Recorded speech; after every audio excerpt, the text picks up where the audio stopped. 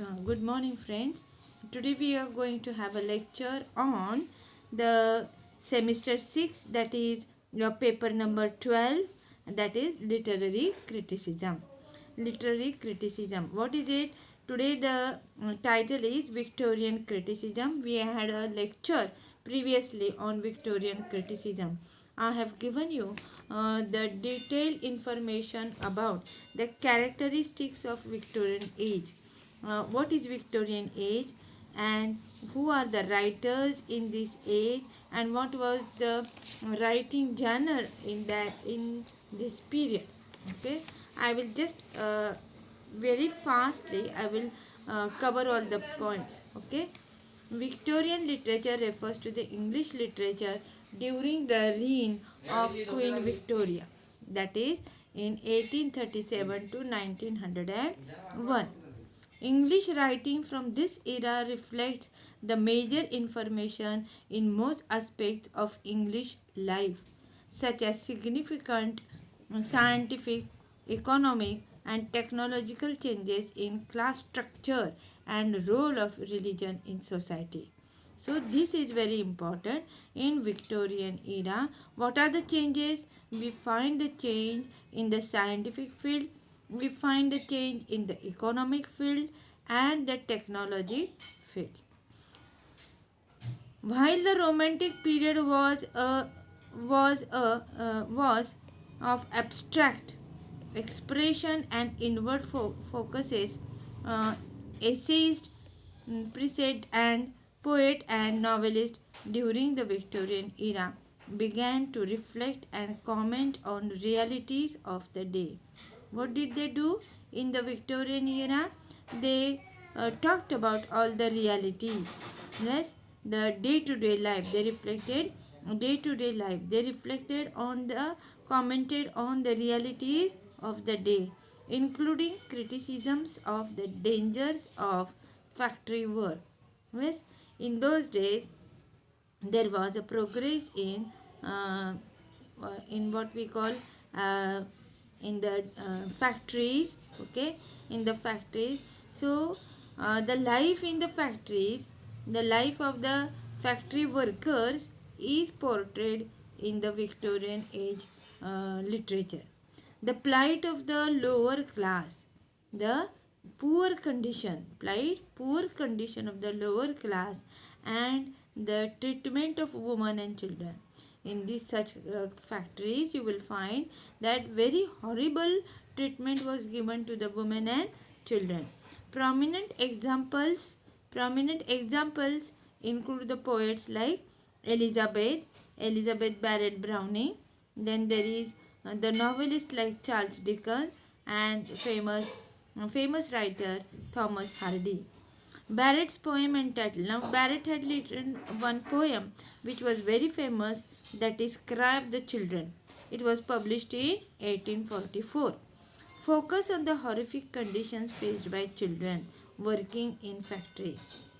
ह्या पिरियडमध्ये 1844ला ही जी पोएम लिहिली गेली cry of the children, in this period we find in the poem the horrific condition of the children and the children working in the factories.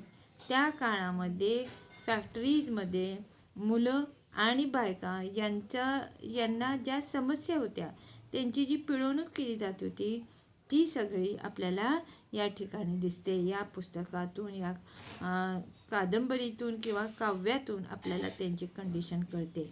Dickens made use of humour and a tone. डिकन्सने काय केलं? Charles डिकन्सने या ठिकाणी थोडासा ह्युमरचा वापर केला, म्हणजे थोडासा विनोदी भाग त्याने त्याच्या काव्यातून मांडलेला आहे. आणि टोन ॲड्रेसिंग सोशल प्रॉब्लेम्स. त्यांनी काय दाखवलं आणखीन त्यांच्या काव्यामध्ये? तर he addressing social problems. He has stated the social problem, जे दैनंदिन जीवनामध्ये जे काही प्रॉब्लेम्स होते त्याच्यावरती त्यांनी फोकस केलं आहे. आणि त्याच्यामध्ये महत्त्वाचं म्हणजे सच ॲज वेल्थ डिस्पॅरिटी.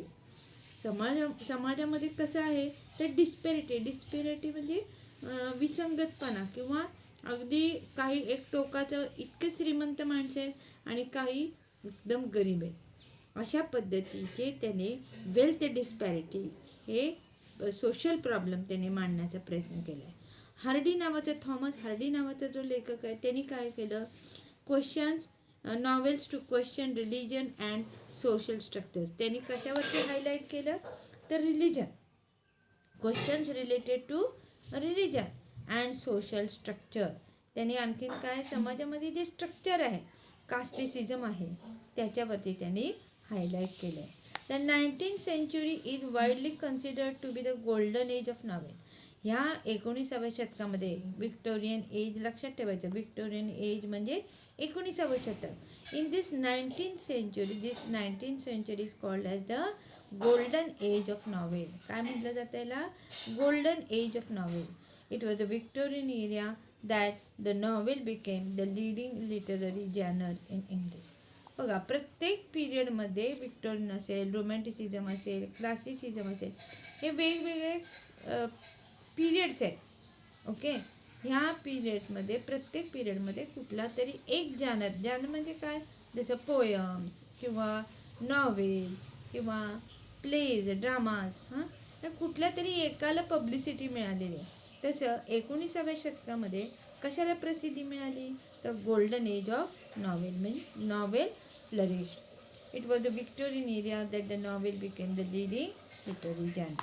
आता आपल्याला थोडेसे कॅरेक्टरिस्टिक्स आपल्याला माहिती असावं, म्हणून आपण लक्षात ठेवायचं कॅरेक्टरिस्टिक्स ऑफ विक्टोरियन एज. पहिलं काय आहे, विक्टोरियन एज म्हणजे क्वीन विक्टोरिया राज्य करत होती आणि तो काळ extended the span of 19th century. आता फक्त 19वा शतक नाही, पण 19व्याच्या पुढं सुद्धा जाऊन या ठिकाणी नॉवेल्स लिहिलेलं आहे.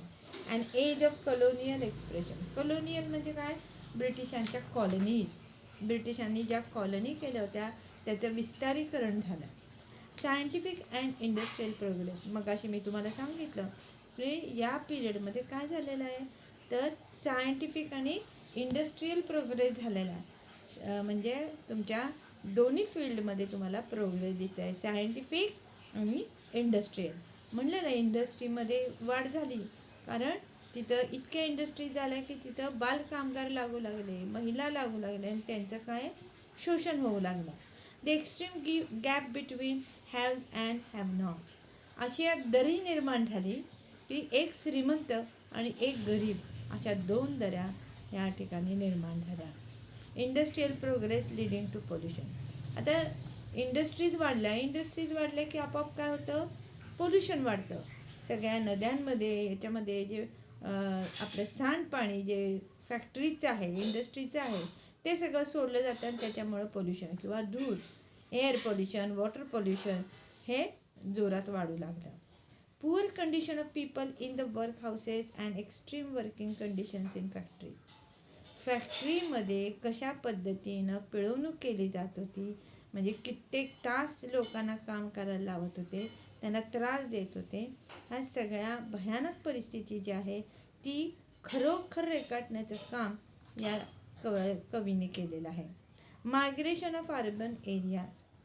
आणखी नेक्स्ट ह्याच्यामधलं कॅरेक्टरिस्टिक काय, मायग्रेशन म्हणजे स्थलांतर केलं या अर्बन. आता फॅक्टरीज वाढल्या म्हटल्यानंतर काय झालं, लोक सगळी तिकडं पळू लागली, आपल्याला नोकरी मिळेल म्हणून, आणि त्याच्यामुळे काय झालं, migration of urban area. Child labour was prevalent. म्हणून म्हटलं मी बालकामगार हे मोठ्या प्रमाणात फोफावलं. Hypocritical morality of the Victorians. याच्यामध्ये काय दिसतं तर हायपोक्रिटिकल म्हणजे ढोंगीपणा. याच्यामध्ये ढोंगीपणा दिसतो आपल्याला या विक्टोरियन लोकांचा. कादंबऱ्यामध्ये रेखाटलेला आहे की कशा पद्धतीची सोसायटी होती, कशा पद्धतीचा सोसायटीमध्ये ढोंगीपणा होता हे आपल्याला दाखवलं. Darwin theory of evolution. तुम्हाला सर्वांना माहितीच आहे, सांगण्याची काही गरज नाही. That you know what is a Darwin theory. That it was believed that we are from the monkeys. Okay, origin of species. ते जे पुस्तक लिहिलं गेलं त्या पुस्तकातून काय झालं की खूप वादळ निर्माण झालं आणि त्याच्यामुळं काय झालं, लोकांचं जो एक विश्वास होता स्वतःच्याबद्दलचा, देवावरचा, तो एकदम हलून राहिला. The loss of assurance offered by religion. याच्यामुळे काय झालं, लोकांचं देवावरचा विश्वास कमी होऊ लागला की अरे काय हे समाजामध्ये काय झालेलं आहे. The Britain became a powerful country. या काळामध्ये ब्रिटन हे खूप पॉवरफुल झालं. आपण पाहतोय ह्या सगळ्या घडामोडी कुठल्या आहेत, ब्रिटनमधल्या आहेत. Material growth led to decline in moral. आता सगळेजण इतके पैसे कमवण्याच्या मागं लागले की त्यांच्यामध्ये जी मॉरॅलिटी होती ती मॉरॅलिटी डिक्लाइन झाली, म्हणजे कमी झाली. म्हणजे चांगल्या सवयी, चांगुलपणा माणसातला हा नाहीसा होऊ लागला.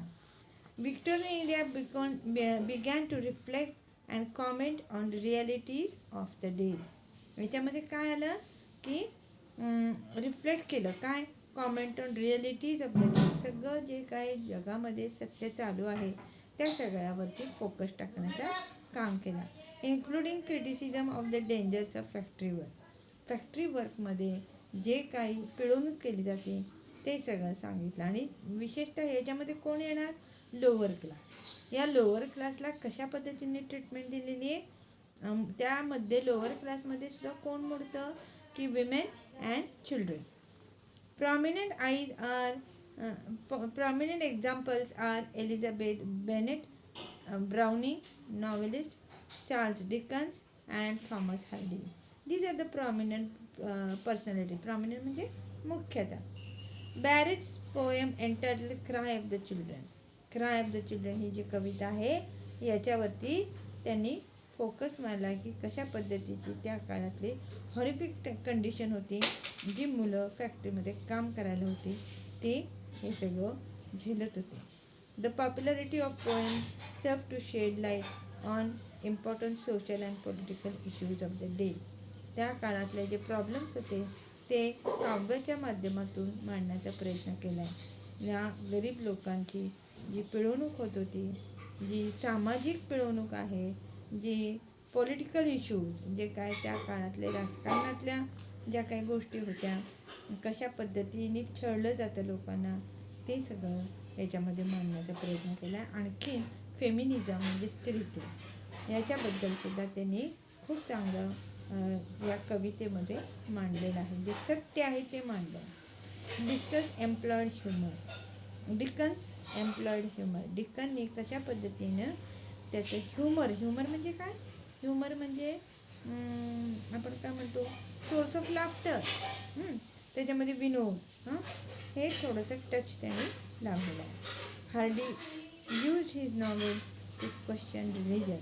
हार्डीने आपल्या नॉवेल्समध्ये काय विचारलं, about religion and social structure. समाजामध्ये हे जे स्ट्रक्चर्स आहेत, वेगवेगळ्या फळ्या आहेत, त्यांच्या संदर्भामध्ये त्याने हायलाईट केलं. देर वर नंबर ऑफ वुमन नॉवेलिस्ट. आता या काळामध्ये अनेक महिला आल्या आणि त्यांनी काव्य केलं किंवा कादंबऱ्या लिहिल्या, पण त्यांनी कशा लिहिल्या, त्यांनी सुडोनेम म्हणजे खोटं नाव, त्यांनी पुरुषाचं खोटं नाव तिथं लावलं आणि मग त्यांनी पब्लिश केल्या. In the beginning most novels वर पब्लिश इन 3 व्हॉल्यूम्स.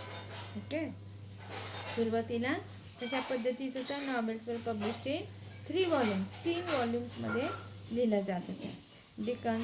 डिकन जो आहे, चार्ल्स डिकन्स, त्यांनी काय लिहिलं, पिकविक पेपर्स. ठाकरेंनी काय लिहिलं, तर त्याचीसुद्धा जे काही लिखाण आहे ते कसं आहे, नोटवर्दी आहे, म्हणजे उल्लेखनीय आहे. ओके, या these are all the characteristics of Victorian age. Now for our syllabus we are having Matthew Arnold's Touchstone method. Okay, आता या काळातला महत्त्वाचा कवी जो आहे तो म्हणजे कोण आहे, तर मॅथ्यू अर्नॉल्ड. मॅथ्यू अर्नॉल्डने त्या काळामध्ये एक मेथड वापरली, टचस्टोन मेथड. त्याचं नाव काय आहे, टचस्टोन मेथड. मग ती टचस्टोन मेथड म्हणजे काय, तर टचस्टोन मेथड तुम्हाला कळली पाहिजे. Is a comparative method of criticism. ही काय आहे, ही मेथड म्हणजे काय आहे, कंपॅरेटिव्ह मेथड ऑफ क्रिटिसिझम. याच्यामध्ये क्रिटिसिझम केलं जातं, पण कशा पद्धतीने, comparative method. According to this method in order to जज अ पोएट्स वर्क प्रॉपरली. आता ह्याच्यामध्ये या तुम्हाला ही जी डेफिनेशन दिलेली आहे टचस्टोन मेथड, ही टचस्टोन मेथड म्हणजे काय आहे, तर ह्याच्यामध्ये काय केलं जातं, कंपॅरिझन केलं जातं. कंपॅरिझन कशामध्ये केलं जातं, तर टू जज a poet's work properly a critic should compare it with the passages taken from works of great masters. आता जे ग्रेट मास्टर्स आहेत, जे वेल नोन रायटर्स आहेत, त्यांचं लिहिलेलं घ्यायचं, पॅसेजेस घ्यायचे त्यांचे, आणि बाकीच्या कवींनी किंवा कादंबरीकारांनी जे लिहिलेलं आहे ते कम्पेअर करायचं. कारण जे जुनं लिहिलेलं आहे ते जुनं ग्रेट मास्टर्सनी जे लिहिलं, म्हणजे उदाहरणार्थ Shakespeare, for example Shakespeare, whatever Shakespeare has written, you can take a passage from Shakespeare and you can compare it to the writing of the Victorian writers. Then you will come to know that who is superior. Even a single line of selected quotation will serve the purpose. अगदी एक एक ओळ जरी तुम्ही compare केली मागच्या जुन्या रायटर्सचे, great writers जे आहेत त्या ग्रेट रायटर्सचे आणि आत्ताच्या पिरियडमधल्या रायटर्सचे ह्याची जर तुलना केली तर तुमच्या लक्षात येईल की कशा पद्धतीनं लिटरेचर हे पूर्वीचं ग्रेट आहे. This method was recommended by Arnold to overcome the shortcomings of the personal and historical estimates of a poem. This method was recommended. आता कोणी रिकमेंड केली ही मेथड, ती टचस्टोन मेथड, तर ही मॅथ्यू अर्नॉल्डने केली. कशासाठी केली, what was the purpose, to overcome the shortcomings. कशासाठी, to overcome the shortcoming of the personal and historical estimates of a poem. काय शॉर्टकम्स आहेत, काय शॉर्टकमिंग्ज आहेत ते तुमच्या लक्षात आलं पाहिजे. A real classical says Arnold is a work which belongs to the class of the very best. आपण म्हणतो आता कुठलं चांगलं, तर जे पूर्वीच्या काळातलं होतं, जे क्लासिकल म्हणतो आपण, क्लास, ज्याला एक क्लास असतो, अशा पद्धतीचं क्लासिकल रायटिंग जे आहे ते classical writing is suppose to be very best. Arnold Touchstone method of criticism was really a comparative system of criticism. Arnold method of criticism was really a comparative system. ह्याच्यामध्ये त्यांनी काय केलं, अर्नॉल्डने comparison केलेलं आहे दोन मेथड्समध्ये. Arnold was basically a classicist. का, Arnold हा काय आहे, क्लासिसिस्ट आहे, आणि त्याच्यामुळं क्लासिसिझममध्ये असल्यामुळं, क्लासिस्ट असल्यामुळं त्यांनी अतिशय बारकाईनं कंपॅरिझन केलेलं आहे. ही ॲडमायर्ड द एन्शियंट ग्रीक. त्याला ही खूप आवडत होती किंवा आदर्श होती त्याच्यासमोर, मॅथ्यू अर्नॉल्डच्या समोर एन्शियंट ग्रीक काळातलं, पुरातन काळातलं जे लिटरेचर होतं त्याला तो सर्वश्रेष्ठ मानत होता. रोमन अँड फ्रेंच ऑथर्स, त्या काळातले विक्टोरियन पिरियडमधले रोमन आणि फ्रेंच रायटर जे होते त्यांनी जे लिहिलेलं आहे ते तो म्हणतो की ते आदर्श आहे, ते एक मॉडेल आहे. इट इज अ मॉडेल, आणि ते इतरांनी फॉलो केलं पाहिजे. म्हणजे जसं शेक्सपियरनी कविता लिहिली, शेक्सपियरची कविता ही काय आहे, अप्रतिम आहे. It is the best, it is the great masterpiece, आणि त्याच्यासारखं लोकांनी काय आहे त्याला फॉलो केलं पाहिजे. त्याच्यासारख्या कविता किंवा त्याच्यासारखे नाटकं लिहिण्याचा प्रयत्न हे इतरांनी केलं पाहिजे. The old English literature like Shakespeare, Spenser, Milton were also to be taken as model. त्यांनी समावेश केलेला आहे. कोणत्या लेखकांना फॉलो करा, कोणत्या लेखकांची लिखाण हे अगदी क्लासिक आहेत किंवा आयडियल आहेत, तर त्यांनी सांगितली नावं. शेक्सपियर, विलियम शेक्सपियरचं नाव सांगितलं आहे. त्याच्यानंतर एडमंड स्पेन्सरचं नाव सांगितलं आहे, आणि त्यांनी जॉन मिल्टनची नावं सांगितली. ही जी लोकं आहेत यांनी जे लिखाण केलेलं आहे ते आयडियल आहे. अर्नॉल्ड टूक selected passages from the modern authors and compared them with selected passages from ancient authors. म्हणजे आजच्या लेखकांनी जे काही लिहिलेलं आहे ते, आणि त्याचं कशाबरोबर कंपॅरिझन केलेलं आहे. These passages are compared with the ancient authors, and then you come to know the difference between the quality of writing. This method was called as Arnold's Touchstone method. Okay, it had its own limitations. It helps not merely thus to compare the masterpiece and the lesser one, but the good with the not so good. म्हणजे ह्याच्यातनं काय दिसतं, classical literature जे आहे ते classical literature is very good, is at the best, and this best is compared with which is not best, which is not good. The sincere with the not sincere. पूर्वीच्या काळातलं जे literature आहे ते कसं आहे, सिन्सिअर आहे, आणि आत्ताच्या काळातलं आहे ते कसं आहे, it is not sincere. It is not having that depth as it had in the previous literature. This method failed because it is not fair to expect that all hills may be Alps. म्हणजे कोणताही अल्प mountain हा काय great आहे असं काही नाही. The method of comparing passage with a passage is not sufficient test for determinant. लोकांनी त्याच्यावर आक्षेप घेतला आणि सांगितलं ही काय बरोबर मेथड नाही. Okay, his touchstone method has been praised by many critics. खूप जणांनी त्याचं कौतुक केलं या मेथडचं. Though it had some short, पण त्याला सुद्धा काय शॉर्टकमिंग्स आहेत. According to him 3 touchstones of good writing are. आता गुड रायटिंग कशाला म्हणायचं, त्याला कॅरेक्टरिस्टिक्स आहेत. म्हणजे कोणते, तर there are 3 characteristics: universality, individuality and suggestion. तुमच्या रायटिंगमध्ये काय असलं पाहिजे, universality. It should be applicable to all, म्हणजे जगात सगळं मान्य झालं पाहिजे असं युनिव्हर्सॅलिटी. इंडिव्हिज्युअलिटी, त्याच्यामध्ये काहीतरी वेगळं पण दिसलं पाहिजे, इंडिव्हिज्युअलिटी. अँड सजेशन, म्हणजे तुम्ही त्या काव्यातनं किंवा कादंबरीतनं काहीतरी सुचवलं पाहिजे. Okay, these 3 things are very important. Matthew Arnold, the Victorian poet and critic, was the first modern critic and called as the critics critic. त्याला मॅथ्यू अर्नॉल्डला काय म्हटलं जातं, क्रिटिक्स क्रिटिक. बरोबर. The purpose of literary criticism was to know the best that is know. जे जगात उत्कृष्ट आहे ते उत्कृष्ट जाणून घेण्यासाठी मॅथ्यू अर्नॉल्डची ही थेअरी वापरली जाते. In the world and create a current of true and fresh idea. ह्या ह्याच्यातून या मेथडमधनं काय केलं पाहिजे, तर काय क्रिएट केलं जातं, create a current of true and fresh idea. माणसांच्या डोक्यामध्ये फ्रेश आणि सत्य अशा, खऱ्या अशा आयडियाज यायला पाहिजे. He has influenced whole school of critics. त्याचा प्रभाव सगळ्या क्रिटिकच्या स्कूलवरती पडलेला आपल्याला दिसतो. T.S. Eliot lives and others.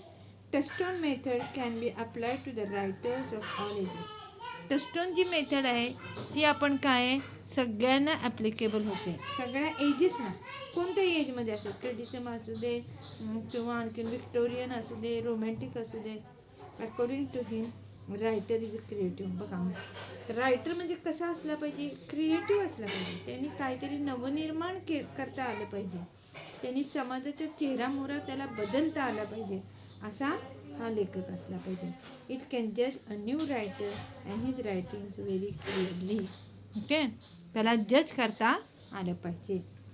He quote some lines from Chaucer. आता बघा त्यांनी काय उदाहरण सांगितले मॅथ्यू अर्नॉल्डनी, he take few lines from Chaucer, Geoffrey Chaucer. त्या चाउसरमधून काही कवितेच्या ओळी घ्या and compare them with a line from Dante. आता जर तुम्ही चाउसरच्या कवी, आता चाउसर म्हणजे फार पुरातन काळातला, त्या चाउसरच्या लिहिलेल्या 4 ओळी घ्या आणि डांटेने लिहिलेल्या 4 ओळी घ्या आणि त्या कम्पेअर करा. म्हणजे हे झालं touchstone method. Arnold declare that Chaucer does not leave the quality of a great writer. चाउसरला माहिती आहे, Arnold declare that Chaucer does not have the quality of a great writer. काय म्हणतो मॅथ्यू अर्नॉल्ड की चाउसरचं तेवढं हे नाही आहे, क्वालिटीचं लिखाण नाही आहे. He to keep your mind open to the ideas of improving your man's work. T.S. Eliot severely criticises touchstone. T.S. Eliotला ही थेअरी काही पसंत नव्हती, त्याने क्रिटिसाइज केलं, म्हणजे नावं ठेवली. अशा पद्धतीनं हे टचस्टोन मेथड म्हणजे काय, कंपॅरिझनची मेथड आहे. जे जुने लेखक आहेत त्या जुन्या लेखकांचं तुम्ही काय करताय, लिखाण घेताय, 4 ओळी किंवा एक परिच्छेद घेताय आणि तो तुम्ही काय करताय, पुरातन काळातल्या म्हणजे जसं शेक्सपियर असेल किंवा आणखीन चौसर असेल किंवा आणखीन जे काही रायटर्स आहेत अगोदरचे, त्यांचं तुम्ही घेऊन लिखाण, त्यांच्या 4 ओळी घेऊन तुम्ही कंपॅरिझन करता आणि तुम्ही मग तुमच्या लक्षात येतं की कुणाच्या लिखाणामध्ये तेवढी डेप्थ आहे. आता आज जर आपण शेक्सपियरचं रायटिंग एक पॅसेज घेतला आणि तो आपण जर आत्ताच्या रायटर्सबरोबर जर आपण कम्पेअर केला तर ही काय झाली, टचस्टोन मेथड झाली. कारण शेक्सपियरचे लिखाण हे काय क्वालिटीचं आहे, दर्जेदार आहे आणि त्या दर्जेदार लिखाणाबरोबर आपल्या आत्ताचे जे लेखक लिहित आहेत त्यांच्यामध्ये तफावत कशी आहे हे तुम्हाला दिसेल आणि याच्यावरून आपण ठरवायचं पूर्वीच्या काळातलं जे लिटरेचर आहे ते बेस्ट आहे. या मेथडमधनं तुम्हाला काय कळतं तर you come to know the best out of the best. जे सगळ्यात बेस्ट आहे ते तुम्हाला त्याच्यातनं कळतं. अशा पद्धतीचं मॅथ्यू अर्नॉनने लिहिलेली ही जी नोट आहे म्हणजे टचस्टोन मेथड, ही जी पद्धत आहे एखादी कविता चांगली आहे की नाही हे पाहण्याची, ही एक मेथड आहे. याला काही जणांनी त्याचे कौतुक केलेलं आहे, पण काही जणांनी त्याला नावं सुद्धा ठेवलेली आहेत. उदाहरणार्थ T.S. इलियटने याच्यावरती भयंकर टीका केलेली आहे.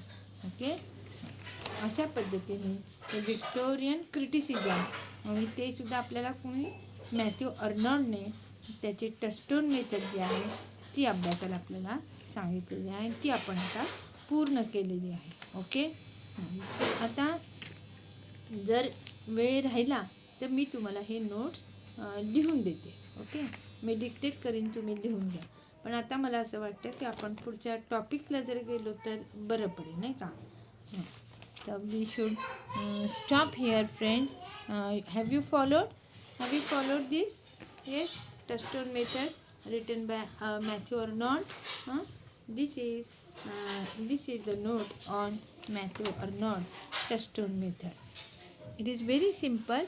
It is only to compare. With the previous literature, and then you come to know what is the quality of the previous writing and the quality of today's writers. Okay, this is the difference. If you have any question in your mind, you can write it down. Okay, you can write it down and then you can ask questions about it for the next period. Okay, you should only bear in mind that touchstone method means comparative method, means comparing the two literature, the previous classical literature and the modern literature. When you compare these two, then you will come to know that which is the best. This is the method comparing the literatures of two eras. Yes. Okay. Thank you so much and have a nice day. And friends, please write your name so I will come to know that how many of you are present for the lecture.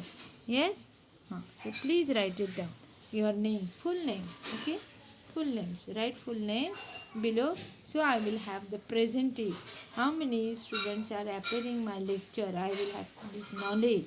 Okay, thank you friends.